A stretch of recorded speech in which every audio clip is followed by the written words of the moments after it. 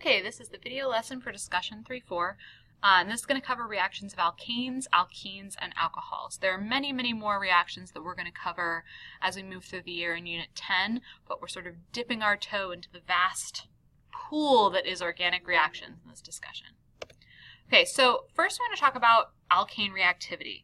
Now, alkanes have really low reactivity. That's sort of counterintuitive because we know that we burn alkanes all the time as fuel, but burning is basically the only thing they really do. Not the only thing. It's one of very few things they do. So they have low reactivity, and that's because alkanes have only nonpolar single bonds. These can't be eliminated. Because they're nonpolar covalent, they're really hard to break. So I am going to show you two reactions of alkanes. The first is combustion. Now you should remember this from IB Chem 1. We talked about complete combustion. So this is the complete combustion of octane. Note that this isn't balanced, but of course you would want to balance it if you provided that equation on a test, for example. And complete combustion is when hydrocarbon reacts with oxygen to form carbon dioxide and water vapor. Now, incomplete combustion can occur if there's insufficient oxygen present. And so instead of making carbon dioxide, we would make carbon monoxide. We could also make just carbon as another product. We won't make hydrogen gas as a product of incomplete combustion because hydrogen gas itself is extremely combustible. So we're still going to make water vapor, but we could make either carbon monoxide or just carbon. Now, there's one other reaction of alkanes you need to know, and that is their free radical halogenation. So alkanes can react with halogens such as chlorine and bromine in the presence of UV light. And the net result of this reaction is that you will substitute one hydrogen atom with one halogen. So this occurs through several steps. The first step is initiation. So in the presence of UV light, a chlorine molecule can break into two chlorine radicals. Okay, now you notice that they have a little dot next to them. You've never seen that before in chemistry, to my knowledge. We've never taught you that before. So in a free radical, there's an unpaired electron. Now remember, anytime we talked about chlorine as an element, we talked about Cl2, right? And that's because chlorine atoms on their own have an unpaired electron, so they're very, very reactive. Okay, so when chlorine breaks apart, that's called homolytic fission because each of the atoms gets one electron from the bond. Okay, so in the initiation step, we have homolytic fission of the Cl2 molecule, chlorine molecule, to make two chlorine radicals. Those are incredibly reactive with that unpaired electron. So when they encounter a molecule such as methane, they're going to basically strip away a hydrogen from the methane to form HCl, and then through that process, they generate a methyl radical. So now the carbon has an unpaired electron. Because again, when the chlorine stripped away the hydrogen, that was homolytic fission. So both the hydrogen and the carbon got one of the electrons. Okay, so obviously that methyl radical is going to go on to react with something else. Now it could react with a lot of different things. This is the simplest possible series of steps, but it could encounter another chlorine molecule. It could strip away one of the chlorine atoms to form chloromethane and produce another chlorine radical. So when it regenerates the chlorine radical, what that means is that these propagation steps can happen again and again and again and again and again, okay, in sort of a never-ending loop. Now, it's not never-ending though, because eventually we'll have a termination step. So when two radicals meet together, that's the end of the process. Now, it could be two chlorine radicals, like I've shown here. It could be a chlorine radical and a methyl radical, which would make chloromethane, or it could be two methyl radicals coming together, and that would make ethane. Okay, any of those are possible termination steps. So the overall reaction, if I were to put all the reactants together and all the products together and cross out like things on both sides, we would get methane plus chlorine yields chloromethane plus hydrochloric acid. Okay, you could also do this with bromine, and you should be able to provide all of these steps. Now, alkenes do a lot more than alkanes do. So the main class of reactions we're going to talk about with alkenes are called addition reactions. So all these reactions you're going to see coming up that relate to alkenes are addition reactions. Now, alkenes are more reactive than alkanes because the double bond is very reactive. That pi bond, and we're going to talk about sigma and pi bonds in Unit 4, but that pi bond can be easily eliminated. It's not as strong as the sigma bond. So let's look at what that means. So let's say we take ethane and we react it with HBr. When we do that, the double bond is going to be eliminated, and then each carbon will be able to make one additional bond. So from HBr, the hydrogen will go onto one carbon and the bromine will go onto another carbon. Okay, so that's called addition across the double bond. Now, you might be wondering where we put the hydrogen and where we put the bromine, and it doesn't matter. No matter where we put the bromine and the hydrogen, that's still going to be one bromoethane, right? Because if we put the bromine on the other carbon, we would just number from the right side instead of the left. Okay?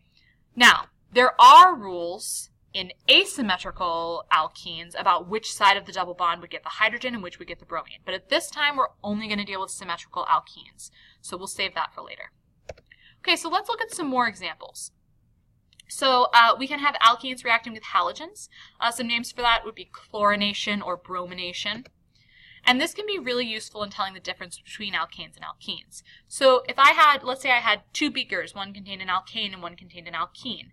If I added bromine to both of those beakers, I wouldn't expect to see any reaction with the alkane. Whereas with the alkene, the reddish-brown color of the bromine would disappear as the bromine reacted with the alkene. Okay, so I chose a different alkene this time just to change it up a little bit. Usually we use ethene just because it's so simple, but this is but2-ene. So when but2-ene reacts with a halogen, in this case chlorine, it's added across the double bond, and both carbons 2 and 3 each get a chlorine atom. So this is 2,3-dichlorobutane. With water, when it's added across the double bond, one of the carbons will get a hydrogen and the other will get a hydroxyl group. And remember, it does not matter which way I drew this, because either way, this is just going to be ethanol. Okay? You could say ethane 1-all, but you really don't need to, because by default, if that's the only functional group, it has to be on the first carbon. And with hydrogen, we can add hydrogen across the double bond. That's called hydrogenation. When we do that, we actually need a catalyst for this process. So a nickel catalyst is possible. I believe that you can also use a palladium catalyst for this process. And this turns ethene into ethane. So we can take an unsaturated hydrocarbon and saturate it. And you've probably heard the term like hydrogenated oils. This is what they're doing, adding hydrogen across a double bond or a triple bond. Okay, now we can also have polymerization of alkenes through addition reactions. So basically what happens in this polymerization is an alkene undergoes addition with itself. Okay, so we have all these ethene monomers, and when they add together, we form a long chain. And there's probably, there's more carbons in the chain than I showed the monomers for, but you get the idea. This could go on and on and on and on as long as I had molecules of ethene. Okay? Because when the double bond is eliminated, each carbon can make one more bond on each side, if that makes sense. So this can go on and on and on and on. And the repeating unit over and over again is CH2, CH2, CH2, CH2. Now this is actually really important industry-wise, because the polymer that you see is polyethylene, also known as polythene. That's basically plastic sheets. Okay. We also use alkenes as monomers to make things like PVC and PTFE, which is also known as Teflon. So this is a really important industrial reaction that creates a lot of materials that we use regularly. Okay, so let's look at this question really quickly. See if you can figure out which beaker is which one contains octane, which contains octene, and then we'll discuss the results. Okay. So alkanes don't react, so the red-brown color of bromine is going to remain in that beaker. And alkenes will react, so the red-brown color will turn clear, and that will identify the alkene. So the second beaker would be the one that has octene. The first beaker would have octane. All right, now, we're going to talk, our last reaction will be about the reactions of alcohols. So before we can identify what kind of reaction an alcohol will undergo, we have to determine if it's primary, secondary, or tertiary. This isn't something we've talked about before, so we're going to start there. Now, here's how we determine this. We look at the carbon that's attached to the hydroxyl group. Okay, so once I find that carbon, I have to ask myself, how many other carbons is that carbon attached to? and there's the bell. If that carbon is attached to one other carbon, it's primary. If that carbon is attached to two other carbons, then it's secondary. And if that carbon is attached to three other carbons, it's tertiary. We can also identify halogenoalkanes this way. We can classify them as primary, secondary, or tertiary through the same process. Okay, so take a minute and see if you can classify each of these alcohols as primary, secondary, or tertiary given the previous rules.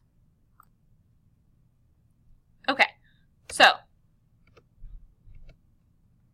the first alcohol, when I look at the carbon that's attached to the hydroxyl group, that carbon is only attached to one other carbon. So that means that's a primary alcohol. In the second example, the carbon that's attached to the hydroxyl group is attached to two other carbons itself. So it's secondary. And in the final example, the carbon with the hydroxyl group is attached to three carbons, making it tertiary. Okay, so it matters in terms of how these react, whether they're primary, secondary, or tertiary. Okay, so primary alcohols can have two steps of oxidation. First, they can form an aldehyde and then a carboxylic acid. So let's look at propan-1-ol. Okay?